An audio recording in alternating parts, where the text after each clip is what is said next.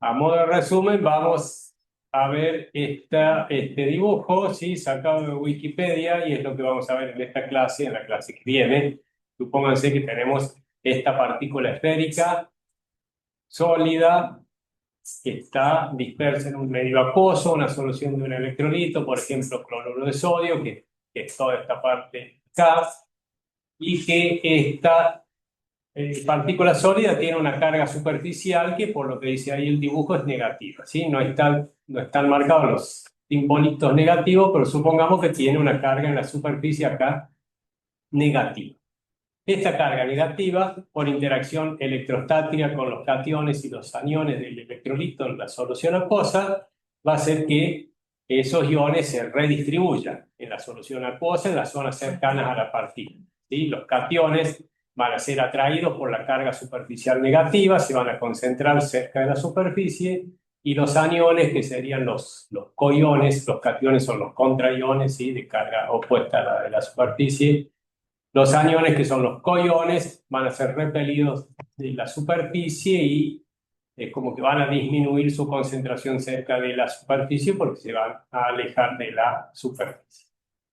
Siempre que ocurre entonces una separación de carga, acá lo que está ocurriendo entonces es una separación de carga, tenemos las cargas negativas de la superficie y una concentración, una acumulación de cargas positivas del lado de la solución acuosa. Siempre que hay una separación de carga, los físicos saben bien, se genera una diferencia de potencial, y entonces este gráfico acá lo que está graficando es cómo varía el potencial eléctrico desde la superficie hacia el seno de la solución acuosa. Acá tendríamos que tener un potencial eléctrico negativo, porque la carga en la superficie es negativa, un potencial eléctrico negativo que va disminuyendo, disminuyendo hasta que se hace cero, porque tomamos como referencia el seno de la solución acuosa, ¿sí? Potencial eléctrico cero está en el seno de la solución acuosa, ¿sí? Entonces hay una, un decaimiento, una caída del potencial desde la superficie hacia el seno de la solución acuosa. Ya que estamos acá, fíjense, tenemos entonces una superficie con carga negativa, y si yo le aplico una diferencia de potencial a esta partícula, que es lo que hacen los equipos que miden la movilidad electroforética, los que miden movilidad electroforética lo que hacen es aplicar una diferencia de potencial eléctrico, y entonces esta partícula, como está cargada, se va a mover o hacia el polo positivo o hacia el polo negativo, dependiendo de la carga que tenga y la magnitud de esa carga. Lo que miden los equipos de movilidad electroforética es potencial Z, no es carga eléctrica, ¿sí? No es la carga de la partícula, sino miden un potencial eléctrico, y no es el potencial eléctrico acá justo en la superficie, sino que miden el potencial eléctrico un poco más alejado de la superficie. Acá está el potencial Z, esta es la letra griega Z, ¿sí? Este potencial eléctrico es lo que mide un equipo de electroforesis. ¿Por qué mide el potencial ahí? Porque cuando uno le aplica una diferencia de potencial a esta partícula no se mueve sola, sino que arrastra una nube de iones y moléculas de solvente, agua en este sentido, en este caso. Entonces, lo que se mueve en realidad es toda esta entidad que está marcada acá, la partícula más todo esto que está con línea de puntos, y entonces este sería el plano de deslizamiento, el plano de ruptura. De acá para adentro es todo lo que se mueve, y de ahí para afuera sería la solución. Si este es el plano de corte, de deslizamiento, en inglés lo van a ver como slipping plane. Entonces, cuando ustedes miden movilidad electroforética, no están midiendo carga eléctrica, por un lado, están midiendo un potencial eléctrico, que es este potencial Z, y el potencial eléctrico no es el potencial de la superficie de la partícula, sino que es el potencial eléctrico en una región un poco más afuera de la superficie. Este potencial eléctrico está relacionado con la carga, no solo la carga de la partícula, sino que está relacionado con la carga eléctrica de toda esta entidad que se está moviendo. Y o sea que ustedes, cuando vean potencial Z, tienen que tener más o menos, o cuando vean resultados o datos de movilidad electroforética, tienen que tener más o menos una idea de esto, que No se está moviendo la partícula sola, que lo que están midiendo es un potencial eléctrico y que eso está relacionado más que nada con la carga de toda esa entidad que se está moviendo. Sí, un poco de partícula más un poco de iones y moléculas de solvente que están rodeando a esa partícula. Entonces, lo que vamos a empezar a ver ahora es cómo se desarrollan las cargas eléctricas en la superficie o en una partícula sólida, como se espera ahí. Y acá más simple, está la partícula más no esfera, vamos a hacer así, vamos a suponer que tenemos un plano, y un plano, acá vamos a tener la superficie de la partícula, y este es un sólido, y entonces las cargas eléctricas que puede tener esta partícula provienen de dos situaciones diferentes. Cargas eléctricas que realmente se desarrollan en la superficie, ¿sí? Por reacciones de absorción y desorción de iones, y cargas eléctricas que ya las trae el sólido dentro de la estructura, ¿sí? Por ejemplo, como las arcillas que tienen sustituciones isomórficas dentro de la estructura, bueno, sacábamos un aluminio y poníamos un magnesio 2 o un hierro 2, bueno, acá se generan cargas eléctricas en el seno del sólido, bueno, la carga neta total de la partícula va a estar dada por la suma de las cargas esas ahí en el seno de la partícula más las cargas eléctricas que se desarrollan en la superficie. Obviamente, toda esta carga eléctrica, como les dije recién, va a afectar la distribución de iones del lado de la solución acuosa. Y entonces, hace 100 o 100 y pico de años atrás, se suponía que acá había una sola capa de un solo plano con cargas eléctricas cerca de la superficie y que los iones se disponían en otro plano con cargas opuestas del lado de la solución acuosa, y a eso, y porque hay dos planos de cargas, a eso se le llama o se le llamaba doble capa eléctrica y siguió el nombre ahora de doble capa eléctrica. Todo este distribución de iones y de cargas que estamos viendo acá es un poco más complejo que una doble capa, pero siguió usándose el nombre de doble capa eléctrica. Cuando uno habla de doble capa eléctrica, justamente está hablando de toda la distribución de iones y caída de cargas y potencial eléctrico del lado de la solución acuosa desde la superficie de una partícula carga. Entonces, lo que vamos a ver ahora es cómo se pueden desarrollar las cargas eléctricas en los sólidos y cómo esa carga desarrollada afecta la distribución de iones del lado de la solución acuosa. ¿Cómo se puede desarrollar la carga en un sólido? Lo vamos a dividir en cargas superficiales, voy para atrás, de nuevo en cargas que se pueden generar acá en la superficie y cargas que se generan en el seno del sólido. Y dentro de las cargas que se generan en la superficie tenemos varias cosas. En general, esas cargas en la superficie se desarrollan por medio de reacciones de absorción y desorción, y son reacciones de absorción y desorción de iones. Si cada especie con una carga que se adhiere o se absorbe a la superficie le va a estar aportando la carga eléctrica que trae esta especie. Se absorben aniones, bueno, la superficie va a adquirir cargas negativas, se absorben cationes, la superficie va a adquirir cargas positivas. Una de las principales reacciones que generalmente generan más cargas en la superficie de los óxidos metálicos, de los minerales, carbones activados y muchísimos otros sólidos, son las reacciones de deprotonación y protonación. ¿Sí? Vamos a ver entonces, por ejemplo, algunas reacciones de protonación y deprotonación en óxidos metálicos y arcillas. Ya habíamos visto, ¿sí? Cuando veíamos la superficie de la alvetita, la superficie de las arcillas, que la superficie posee grupos con propiedades ácido-base. Acuérdense que veíamos para la goetita, teníamos estos tres tipos de grupos que por las reglas de Pauling más o menos le habíamos calculado la carga. Bueno, vamos a suponer que tenemos uno solo, este acá, este grupo acá, ¿sí? Un grupo que ese sería un hierro de la superficie que está coordinado obviamente a oxígenos y OH en la fase sólida, pero como está en la superficie, acá tiene un OH también que está coordinado al hierro.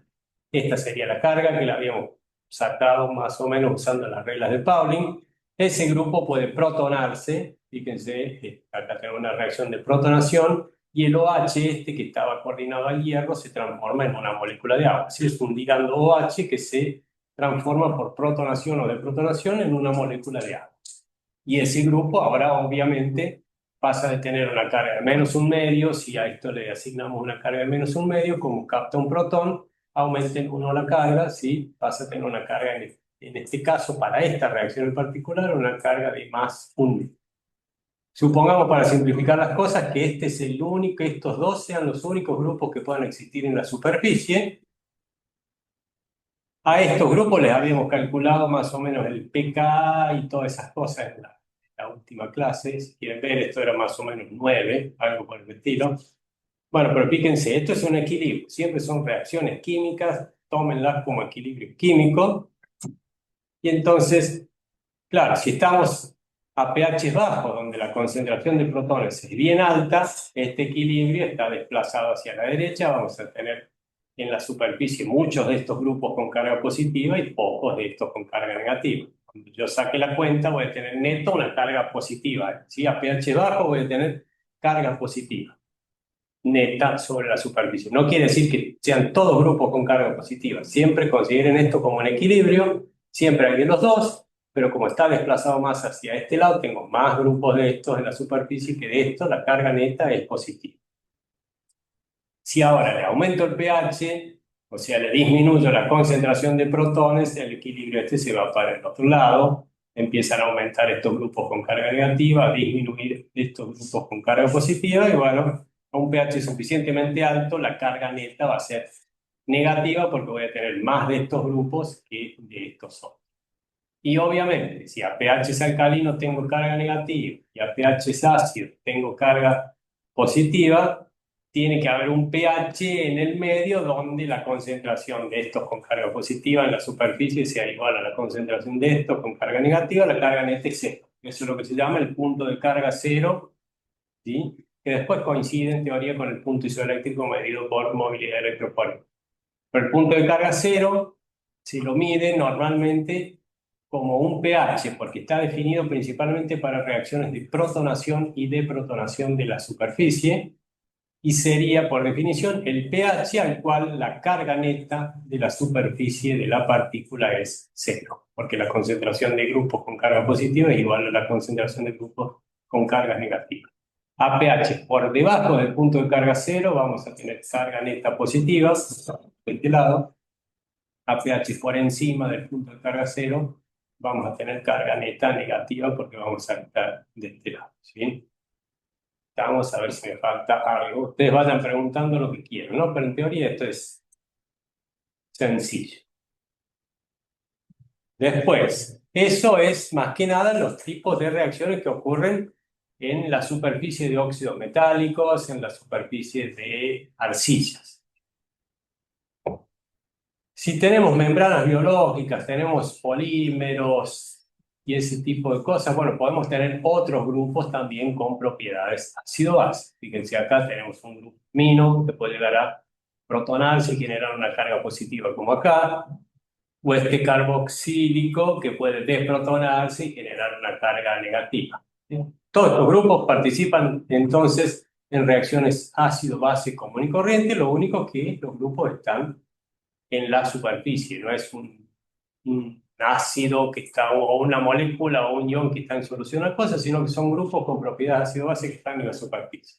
Fíjense, ese grupo amino ahí, más un protón genera el amonio, o el carboxílico este, cuando se disocia, genera el carboxilato, ¿sí? Genera carga negativa. Entonces, de nuevo, acá, supóngase que tenemos una superficie con este tipo de grupos reactivos con propiedades ácido-base. Bueno, si estamos a pH ácidos, la concentración de protones es alta, vamos a tener muchos de estos grupos con carga positiva y vamos a tener esto sin carga, ¿sí? La carga neta va a terminar siendo positiva.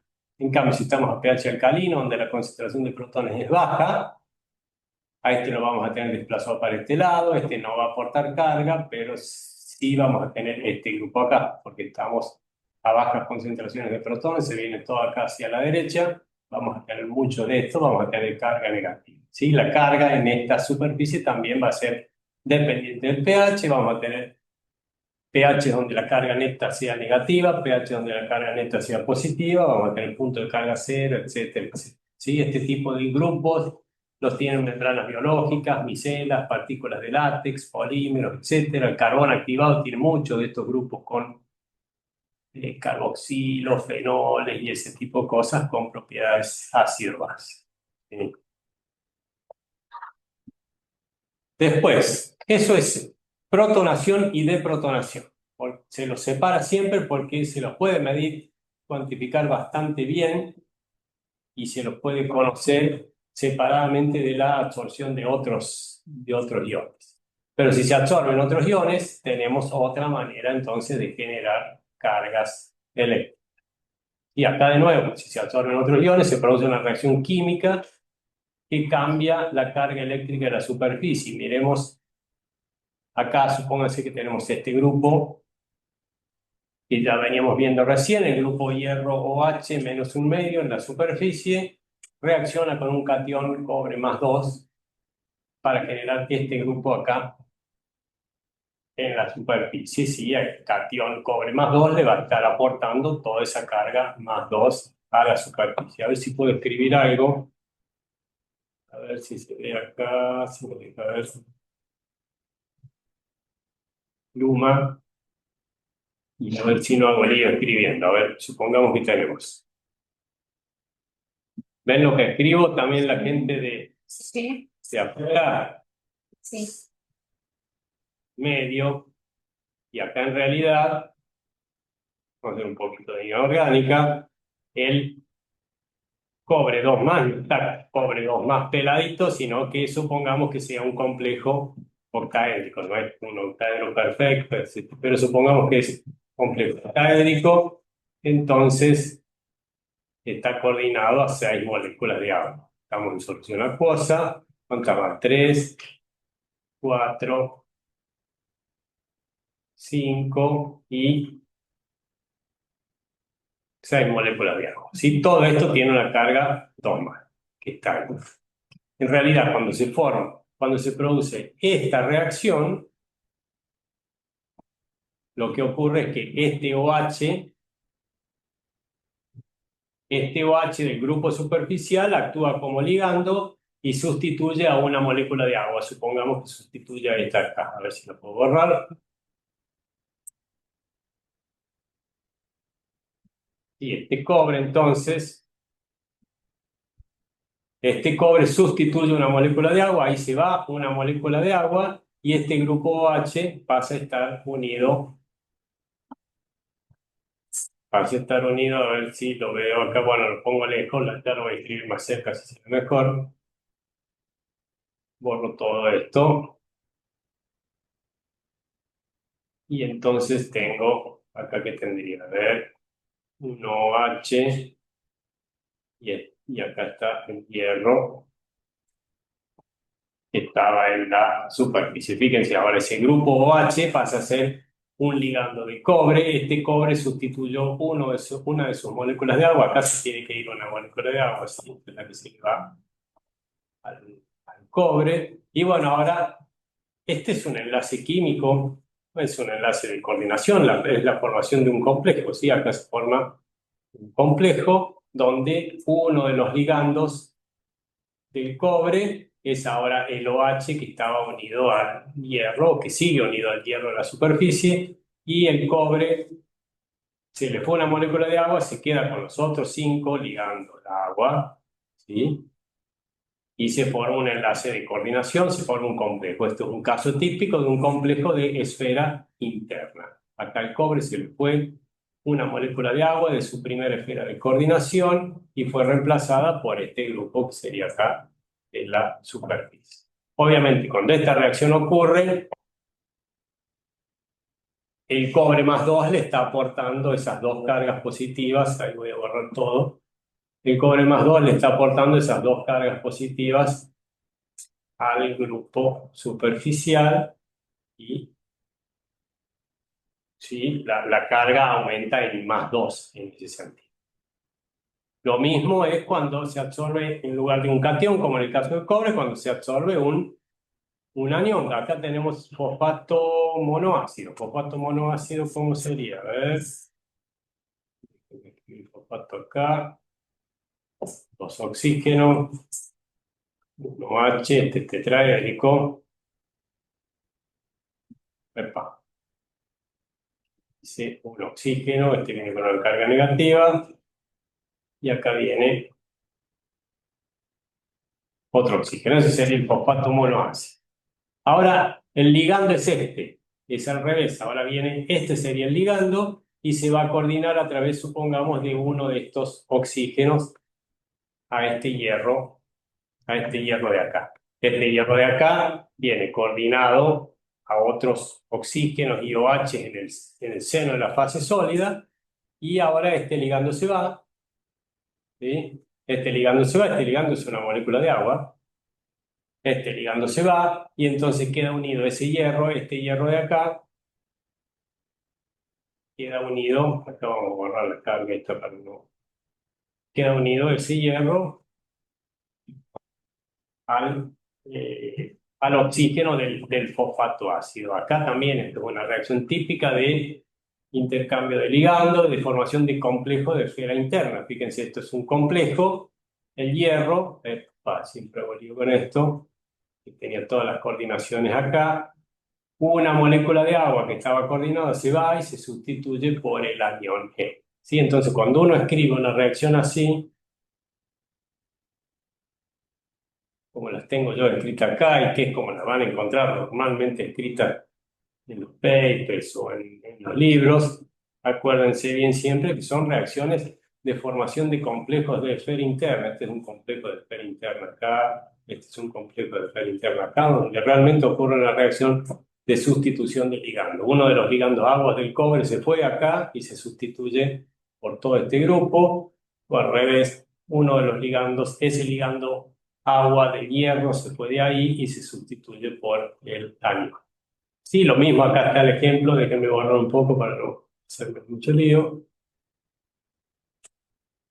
Para, por ejemplo, en una membrana biológica o una proteína o algo por el estilo que tenga un grupo carboxilato, cuando capta un cadmio, el cadmio ese no viene pelado, el cadmio ese también viene con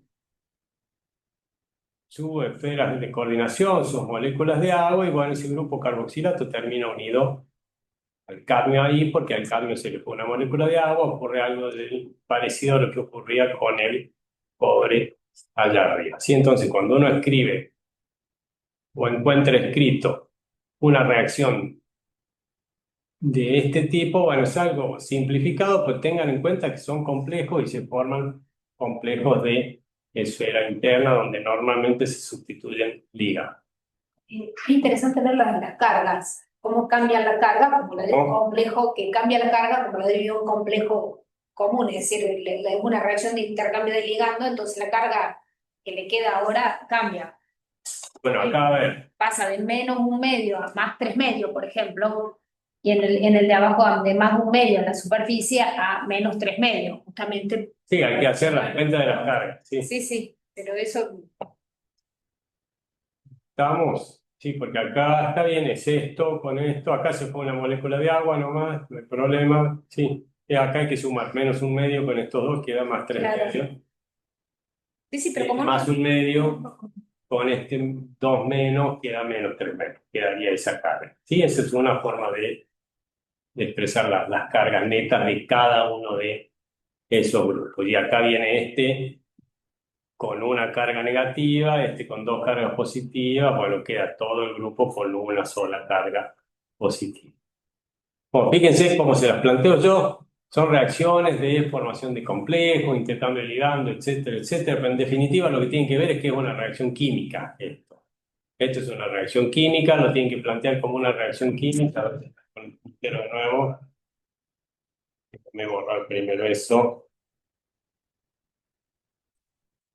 Esto es una reacción química común y corriente. Acá tenemos las flechitas que nos indican el equilibrio químico. Siempre estas reacciones tienen tendencia a establecer equilibrio y esta reacción tiene una constante de equilibrio, tiene una constante de equilibrio Esta otra reacción va a tener otra constante de equilibrio y esta otra reacción va a tener otra constante de equilibrio. Sí, trátenlo siempre como equilibrios químicos. Entonces, si ustedes tienen una superficie libre de cobre y le agregan cobre a la solución, aumenta la concentración de cobre, esto va a desplazar el equilibrio hacia la derecha y se va a generar esto. Mientras más cobre pongan, más de esto se va a generar, ¿sí? O acá, mientras más fosfato ácido le pongan, bueno, más se va a desplazar hacia la derecha y más se va a generar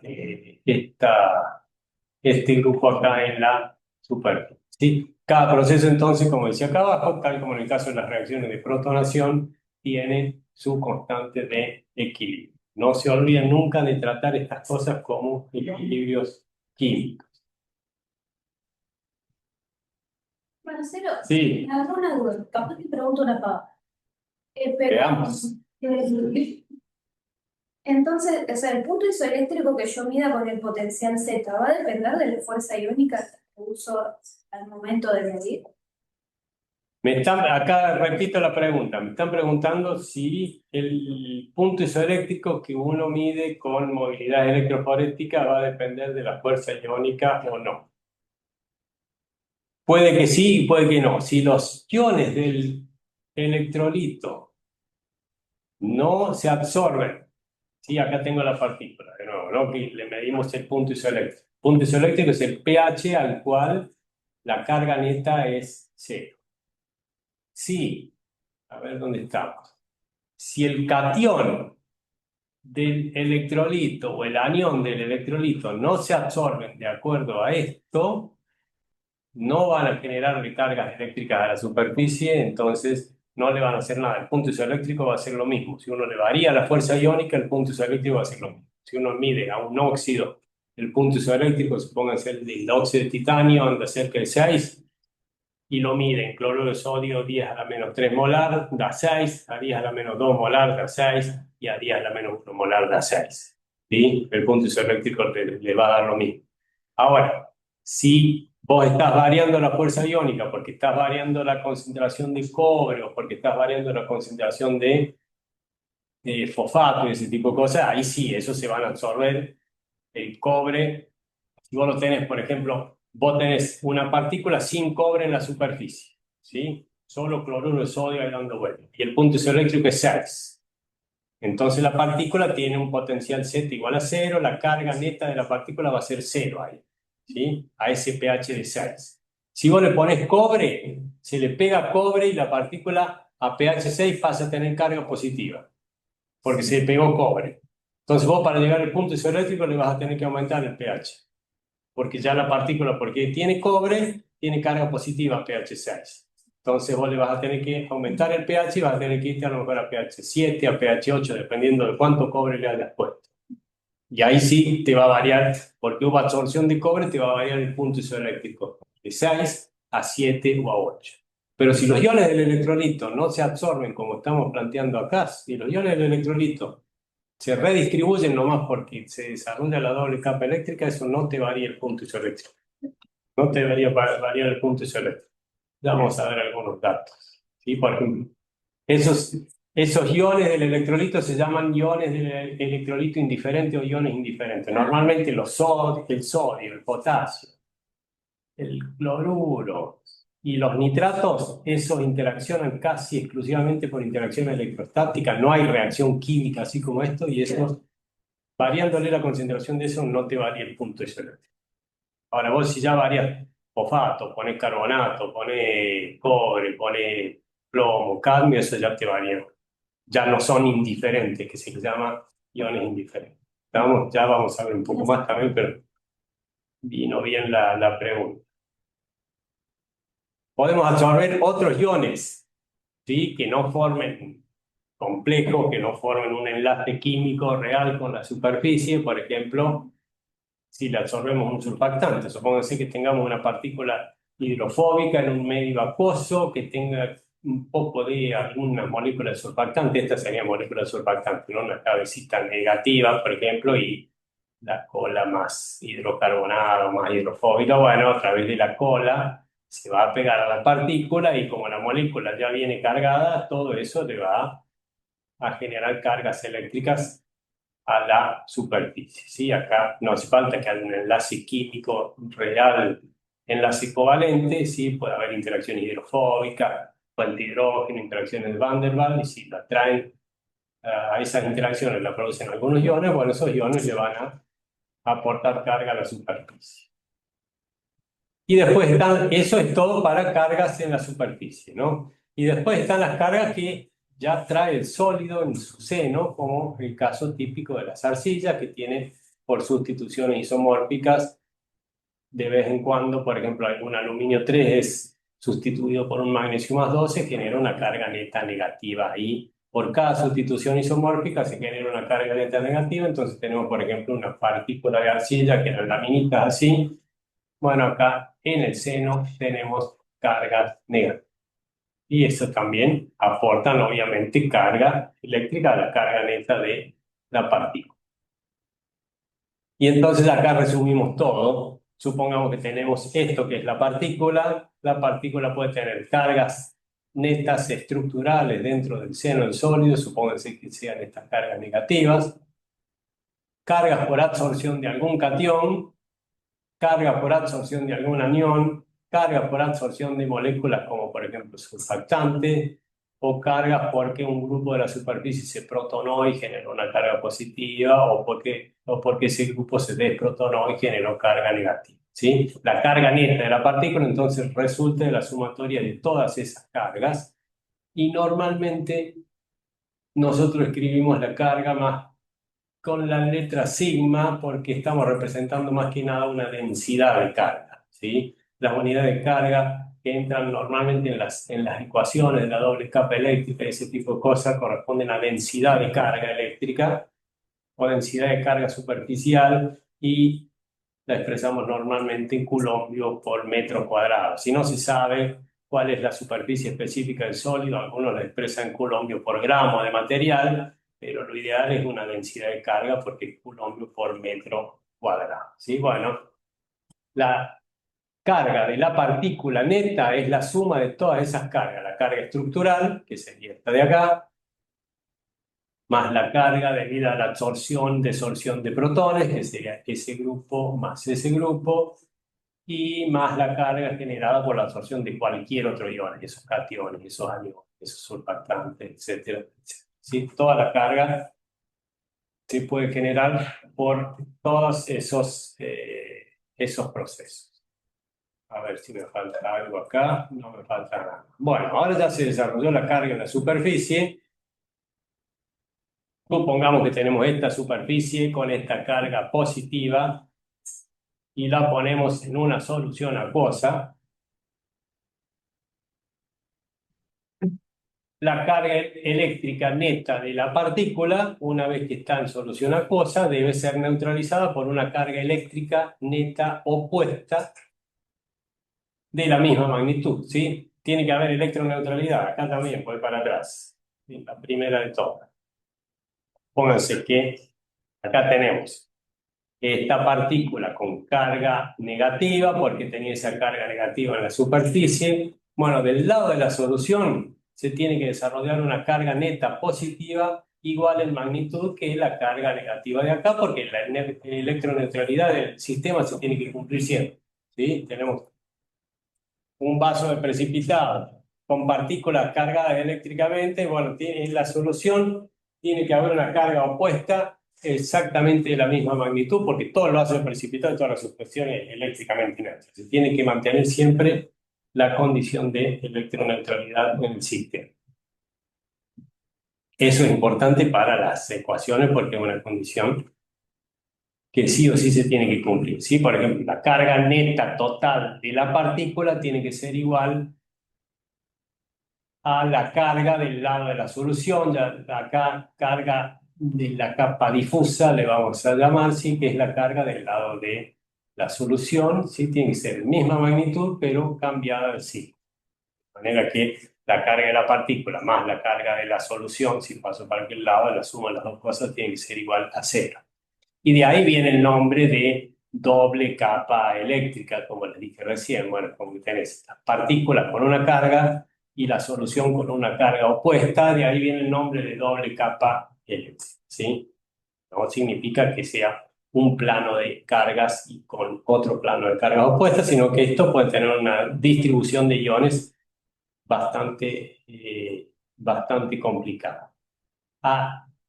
La carga eléctrica del lado de la solución o este lado de la doble capa eléctrica, de este lado se la sabe llamar capa difusa de iones porque están distribuidos de manera difusa y esta sería la capa superficial o la capa de la fase sólida. Bueno, vamos a ver qué viene acá, cómo se distribuyen ahora entonces los iones de este lado. Y estas cosas ustedes ya deben haber visto, a ver, acá que hay químicos, físicos De afuera no sé. y de afuera que hay ingenieros, pero han visto doble capa eléctrica, han visto electroquímica, en físico-química, algunas de esas cosas, ¿o no? ¿Sí? Más o menos, ¿se acuerdan? Bueno, vamos a ver bien rápido. Obviamente la distribución de iones acá, lo ideal, si uno quiere saber perfectamente cómo están los iones redistribuidos, uno tendría que hacer cálculos, dinámica molecular y ese tipo de cosas, pero para verlo en ecuaciones más simples, uno siempre trabaja con modelitos bien simples de la doble capa eléctrica para tener una idea básica de cómo se comporta el sistema, ¿no? Supongamos primero que no tenemos un sólido cargado. No tenemos ni sólido, tenemos solamente una solución acuosa de iones, supónganse cloruro de sodio. Negativos los aniones cloruro, los positivos los cationes sodio. Sí, los tenemos a temperatura ambiente, una solución acuosa de cloruro de sodio. Obviamente los aniones y los cationes van a estar continuamente moviéndose de un lado para el otro, la solución va a ser homogénea, ¿sí? No van a estar amontonados en un vaso de precipitado que tenga una solución de cloruro de sodio, no van a estar los cloruros todos en una punta de la solución y los sodios todos en la otra punta. No, acá tenemos una distribución bien homogénea de aniones y cationes. ¿Sí? ¿Qué es lo que dice acá arriba? Las fuerzas térmicas, o sea, la energía cinética de los iones, hace que esos iones traten de distribuirse homogéneamente en la solución. Pero si ahora le pongo una superficie cargada, esa superficie cargada va a empezar a atraer a los aniones y va a empezar a repeler a los cationes. ¿Sí? Las fuerzas eléctricas hacen que los iones de carga opuesta a la carga de la superficie, que son contraiones, traten de acercarse a la misma y que los iones de carga igual, que son los coiones, traten de alejarse.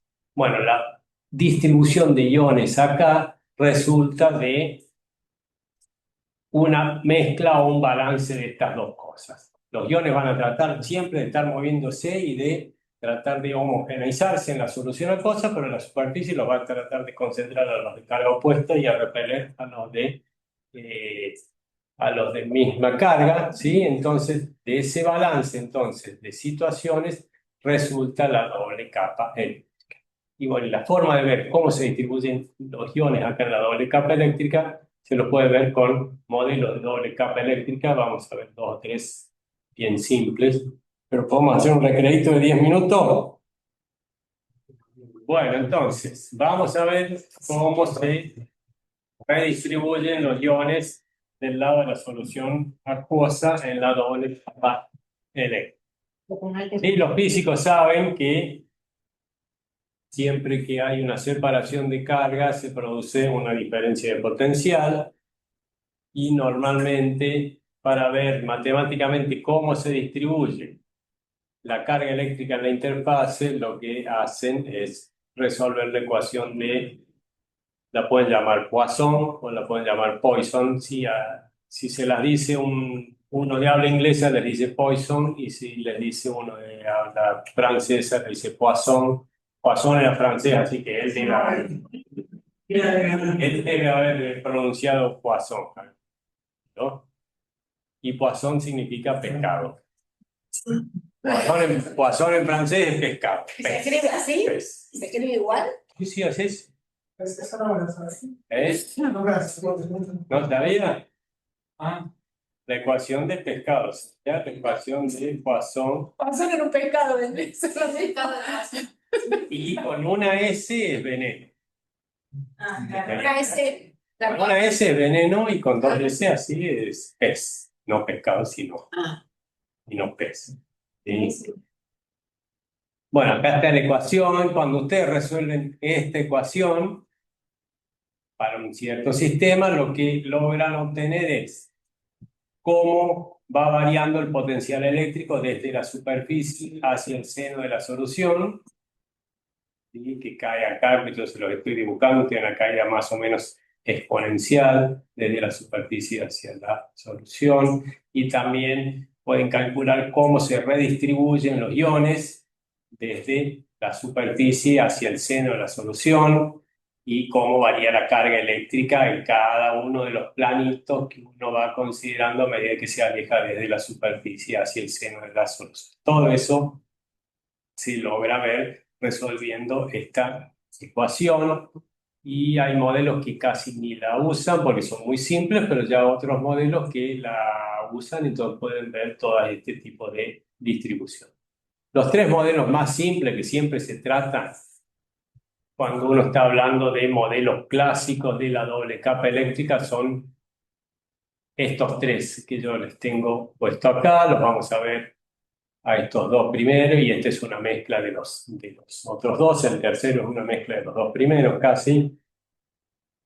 Hay muchos más que son todas variantes de estos, pero los tres clásicos son más o menos esto. Este es un modelo de Helmholtz o de la capacidad constante. Ya vamos a ver que es bien simple. Este supone que tenemos un plano de cargas, que sería la carga en la superficie, y supone que los iones todos se apelotonan acá, formando un plano de cargas eléctricas opuestas, ¿sí? Y entonces esto genera lo que sería como si fuese un capacitor de placas paralelas, una placa con carga positiva y otra placa con carga negativa, y las ecuaciones válidas acá son las ecuaciones del capacitor.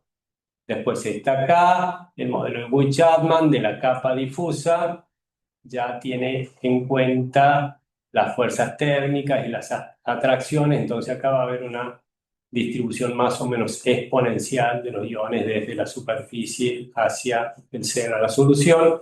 Y esto ya vamos a ver que es una mezcla, o puede considerarse como una mezcla de esos dos, que es el modelo de Stern. Vamos a definir primero algunas cositas para no tener problemas con los símbolos.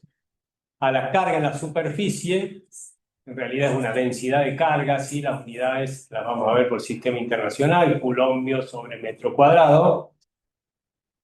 Y este simbolito sub cero acá es, bueno, el sigma normalmente es para la densidad de carga, y este sub cero es para decir que es la carga en la superficie. Cuando tengamos un subíndice acá cero, esto sería esta letra griega, la psi acá es para el potencial eléctrico, y este psi sub cero sería el potencial eléctrico en la superficie. Este es potencial eléctrico en cualquier lado. Esto sería la carga eléctrica del lado de la solución acuosa en la parte difusa, ¿sí? A ver qué tengo acá. Bueno, este potencial superficial en realidad es la diferencia de potencial entre la superficie y el seno de la solución. Voy para atrás, a ver acá en cualquiera de estos, a ver alguna acá.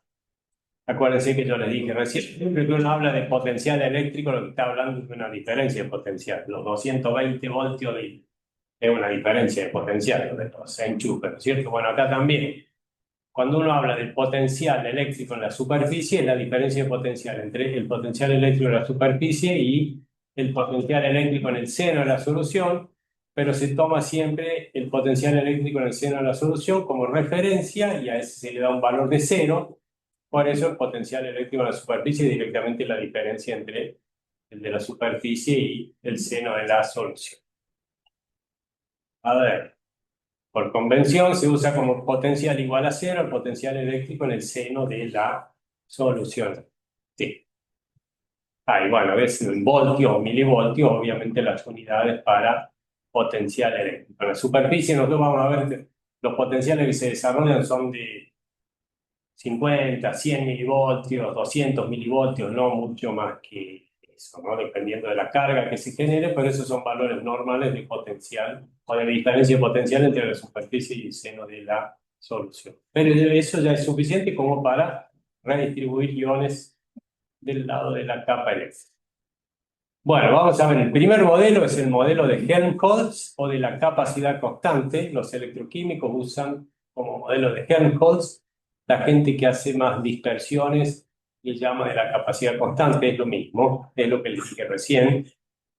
Tenemos una densidad de carga uniforme en la superficie, acá serían estas cargas positivas, un plano de cargas positivas. Los contraiones se disponen en un plano del lado de la solución a una cierta distancia que la vamos a llamar D. Acá el X este es distancia desde la superficie hacia el seno.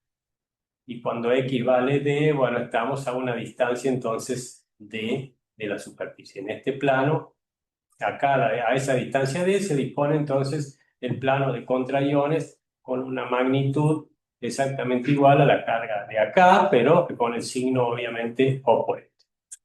Y esto entonces genera una doble capa que se comporta como un capacitor de placas paralelas y las ecuaciones que se usan acá son las ecuaciones, las de un capacitor.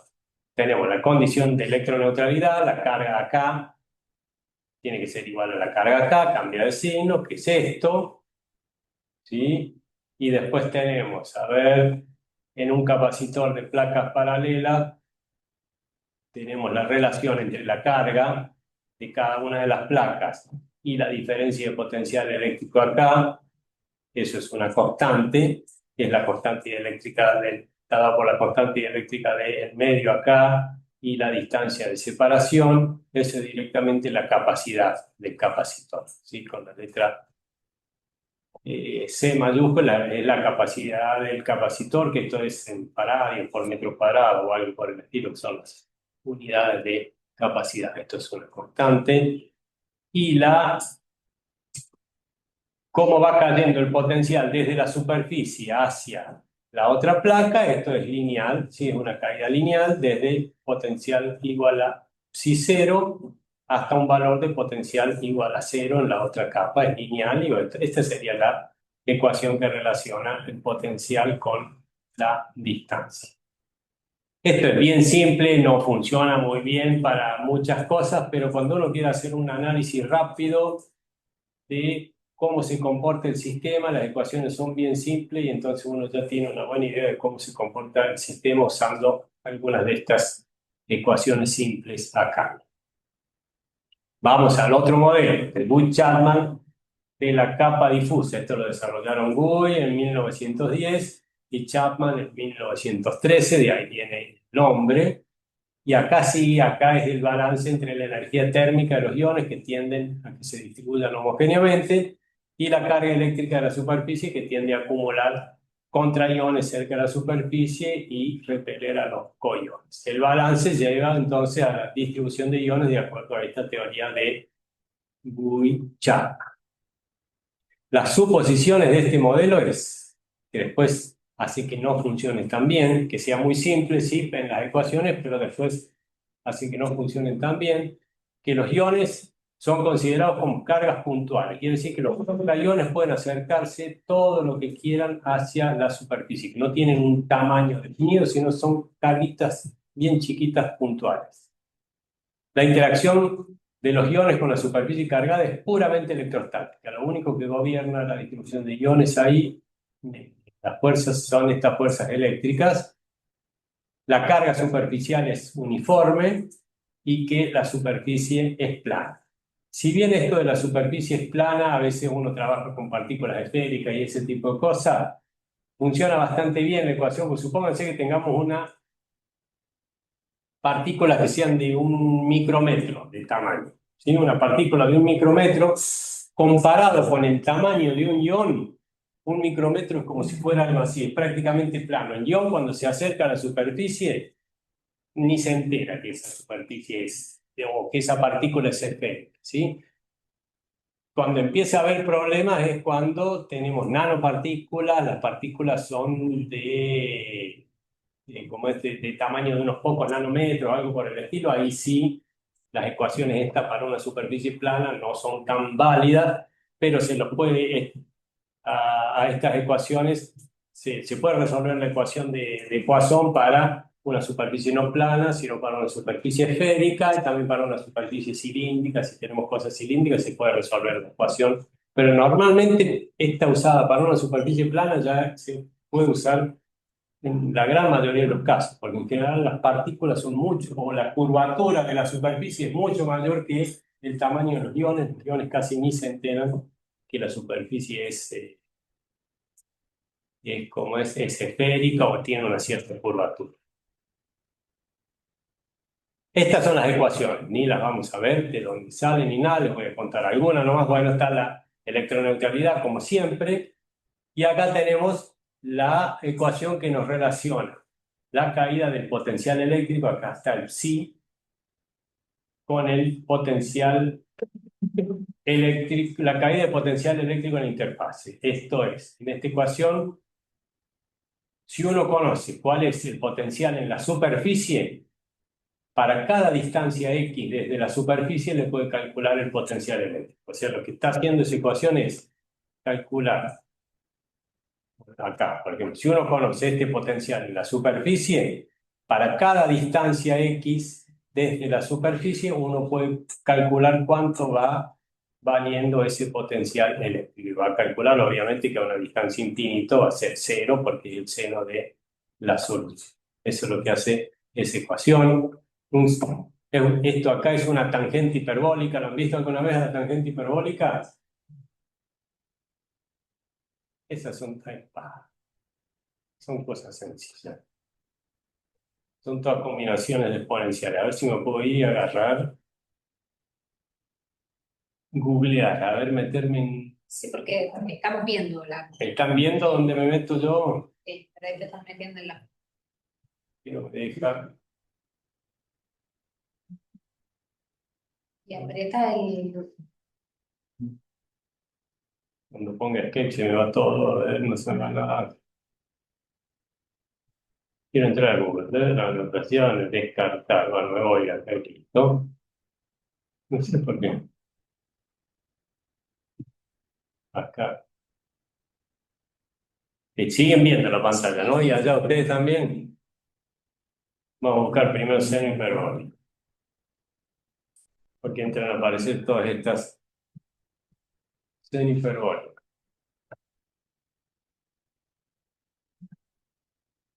Seno hiperbólico, Wikipedia. Acá estaba. Fíjense, el seno hiperbólico de x es e a la x menos e a la menos x sobre 2. ¿Sí? Cuando ustedes vean seno hiperbólico es más o menos eso.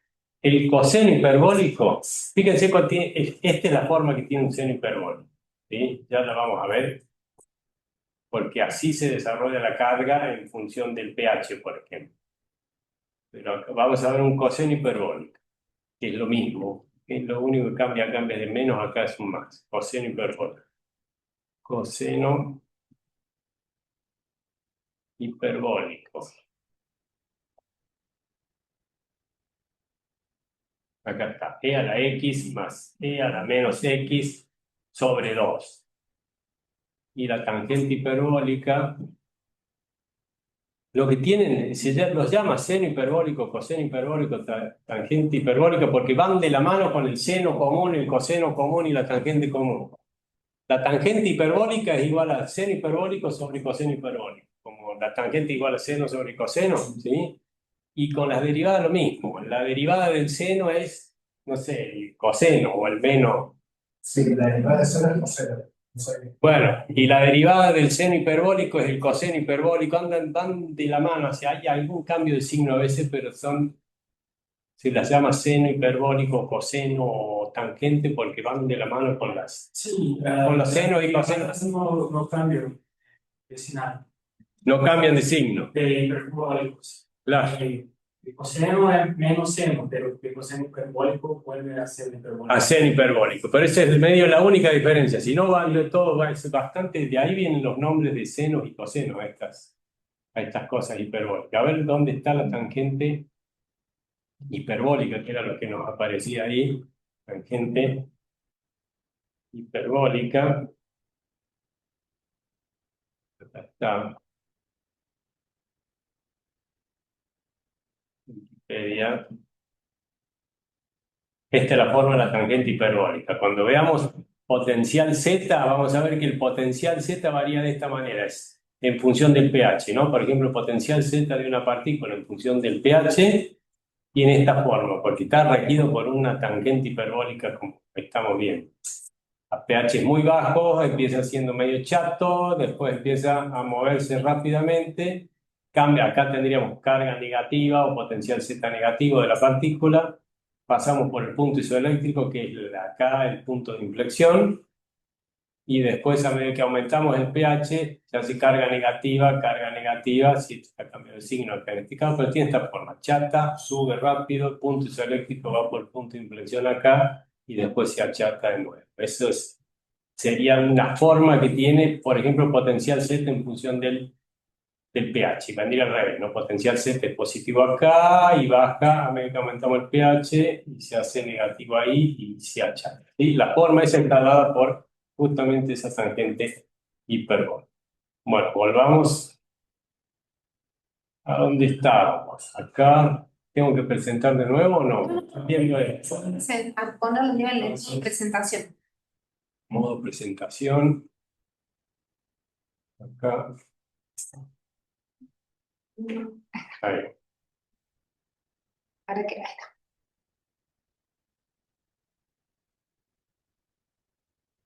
Bueno, entonces, esta ecuación es la que nos da cómo varía el potencial.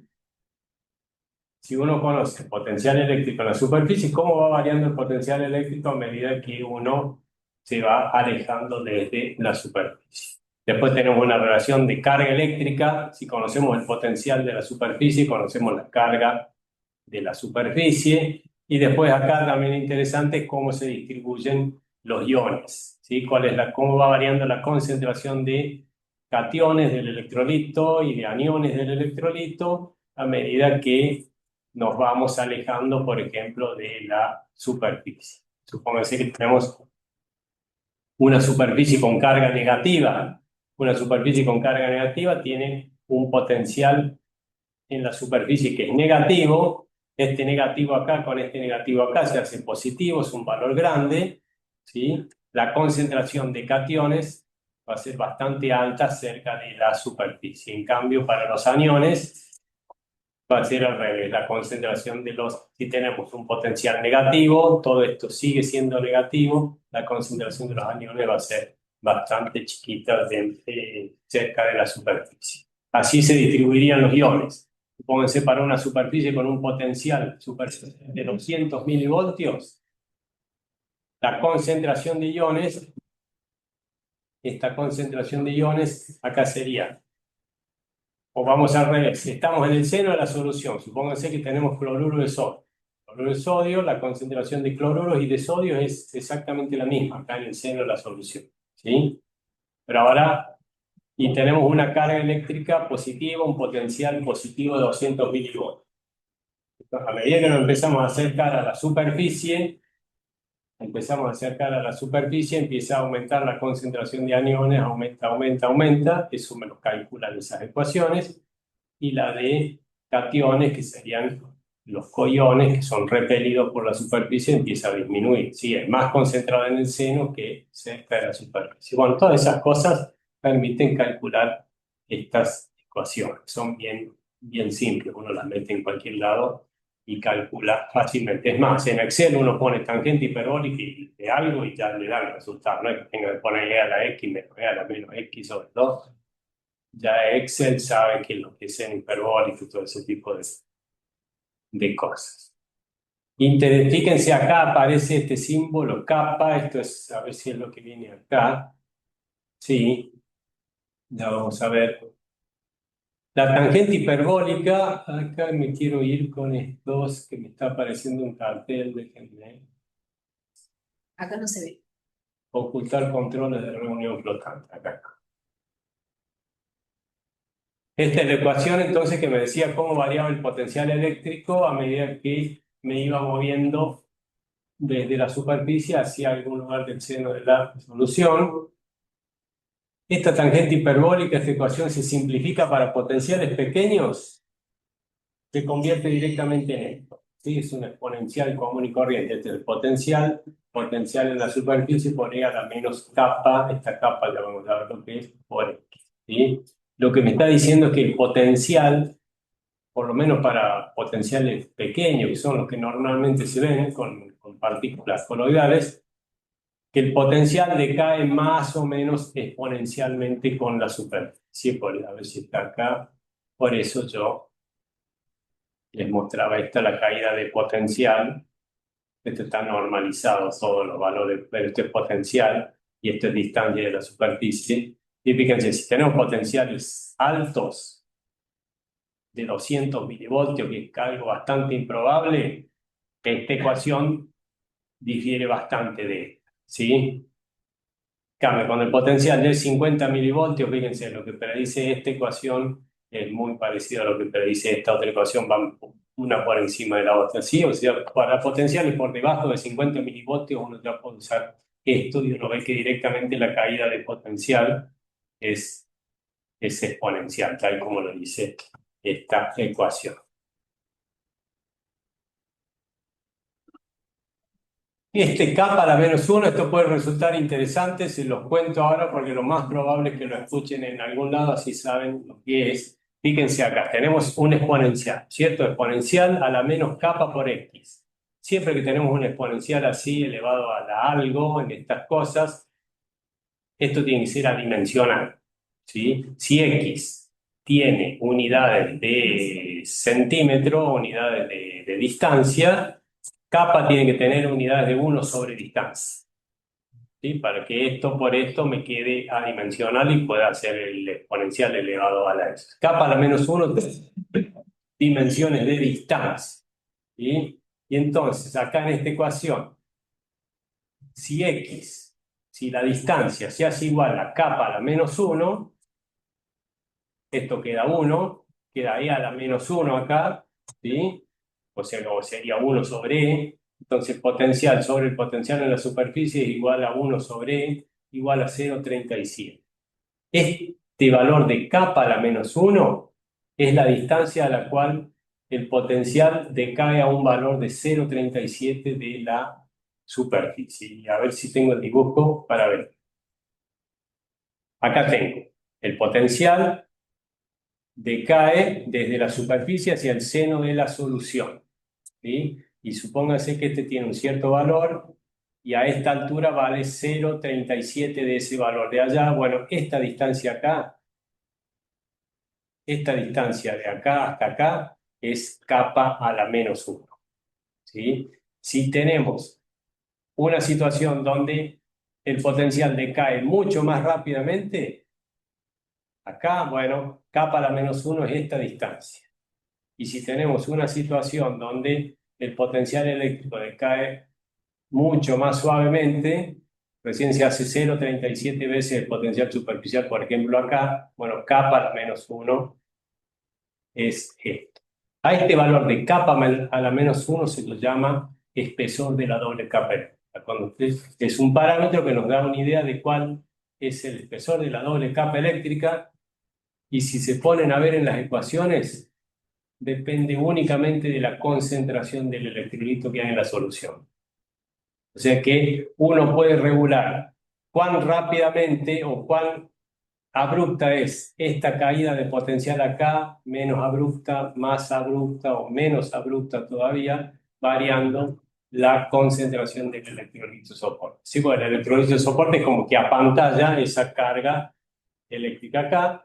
Entonces, y acá tenemos algunas cuentas. A ver, por ejemplo, usando cuánto va la capa. Si la concentración del electrolito es 10 a la -3 molar, capa a la -1 vale 10 nanómetros. ¿Sí? El espesor de la doble capa es 10 nanómetros. Si ustedes tienen nanopartículas de 10 nanómetros, bueno, la doble capa eléctrica tiene un espesor que es más o menos el tamaño de las partículas que tienen ustedes. ¿Sí? Cuando le aumentan la fuerza iónica a 0,1 molar, por ejemplo, el espesor de la capa eléctrica bajó 10 veces, 1 nanómetro. ¿Estamos? O sea, si tienen, supónganse que tengan partículas de 1 micrómetro, ¿sí? De tamaño. Bueno, la doble capa eléctrica vale 1 nanómetro, vale 1000 veces. Casi el tamaño de la doble capa eléctrica no hace absolutamente nada al tamaño neto de la partícula. En cambio, si ustedes tienen nanopartículas de 10 nanómetros y tienen una fuerza iónica de 10 a la menos 3 molar, el tamaño de la doble capa eléctrica es de las mismas dimensiones que el tamaño de sus partículas, y eso podría afectar bastante al comportamiento de las partículas externas.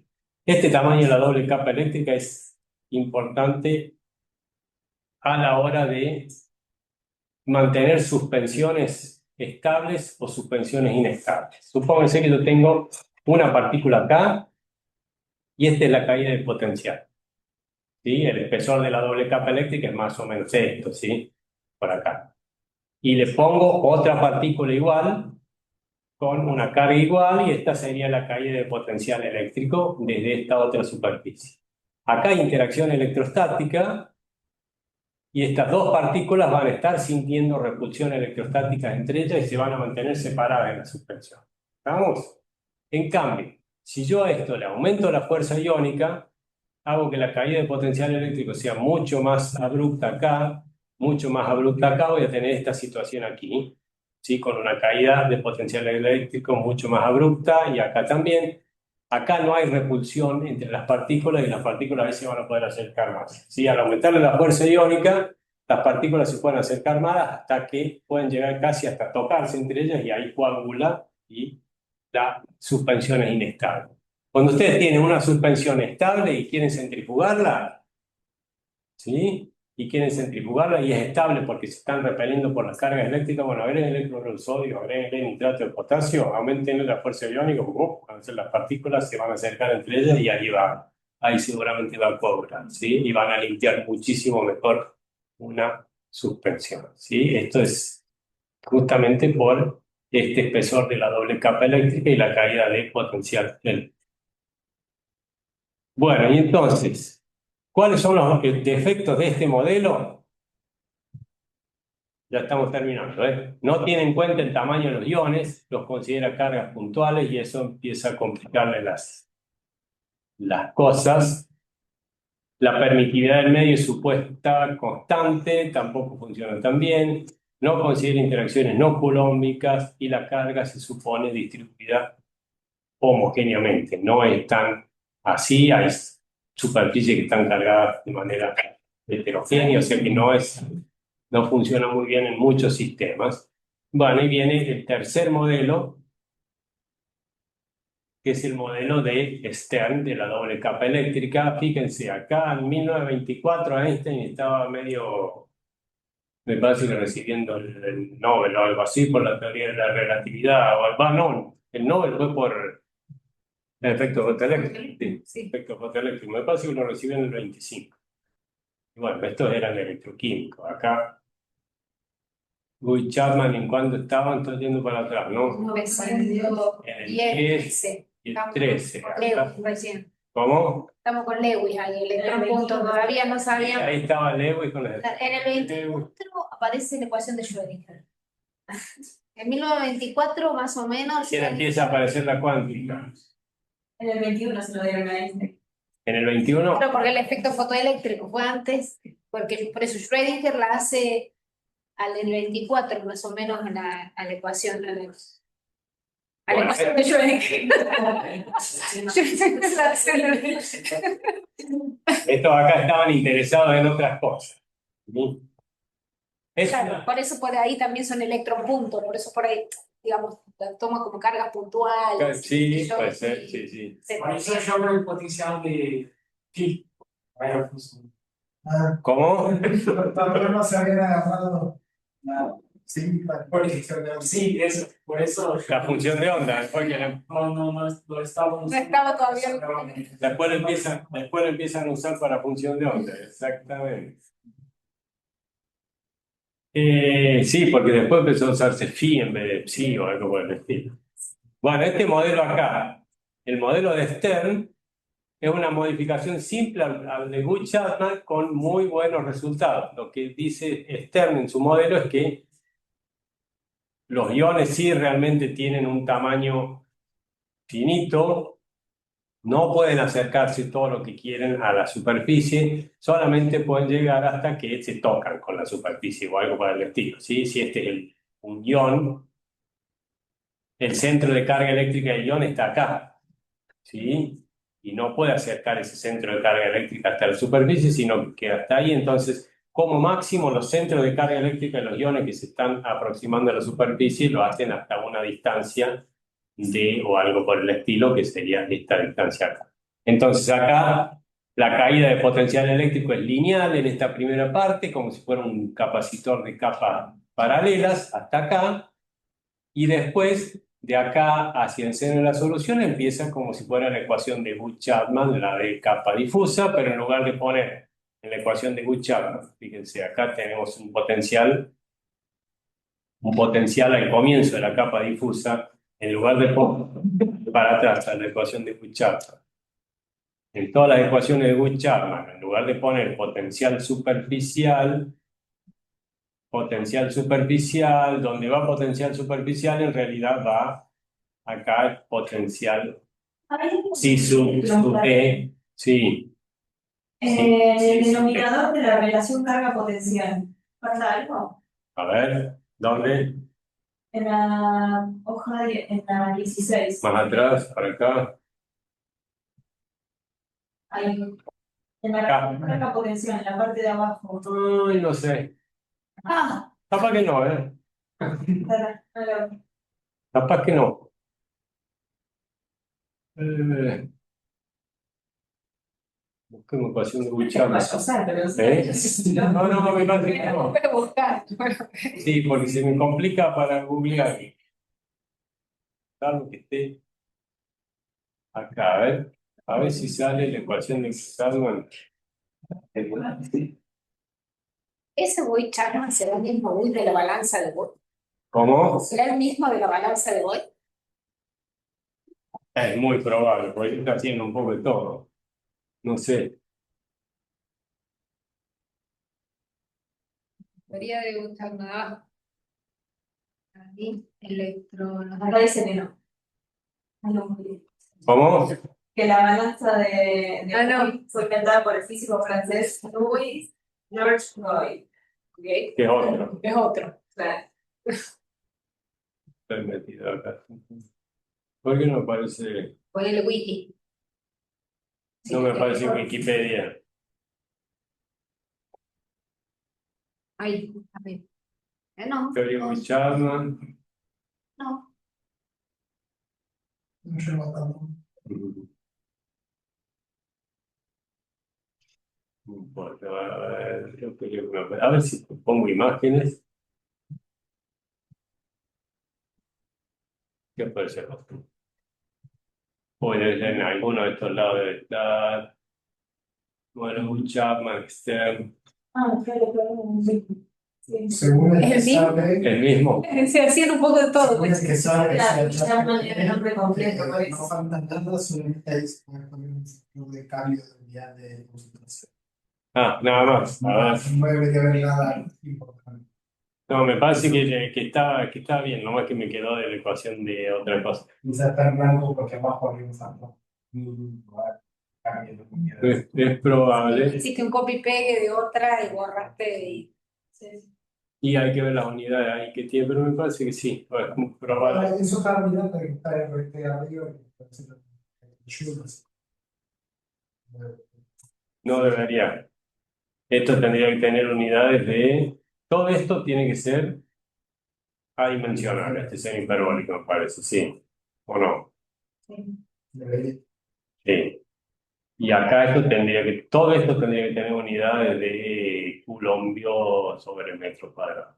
Pero sí, capaz que la concentración acá depende de cómo, si usamos molar o algo por el estilo, un mole por metro cúbico, ahí cambia y hay que poner eso es lo que está diciendo, algún factorcito ahí de concentración. Para que quede un mol por- Estas son todas constantes, lo único que varía acá es la concentración de electrolitos, ¿sí?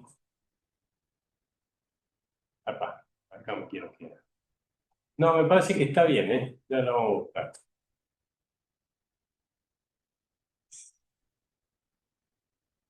Bueno, y entonces, este modelo, cuando uno lo empieza a meter en las ecuaciones, ya predice bastante bien qué es lo que le pasa al potencial eléctrico y a la carga, y lo puedo usar en el modelo de absorción de iones y esas cosas, porque funcionan bastante bien. Lo puedo usar también para potencial Z, porque fíjense, acuérdense que yo les decía que en la movilidad electroforética la partícula se movía con una nube de iones y moléculas de solvente y ese tipo de cosas, por lo tanto, sí, voy atrás. Ya que estamos, vamos rápido para atrás.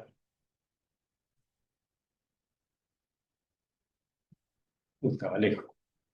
El potencial Z que se mide en movilidad electroforética es un potencial que está bastante más abajo que el potencial realmente de la superficie. Bueno, muchas veces se usa este modelo como para asociar ese potencial en la capa del comienzo de la capa difusa.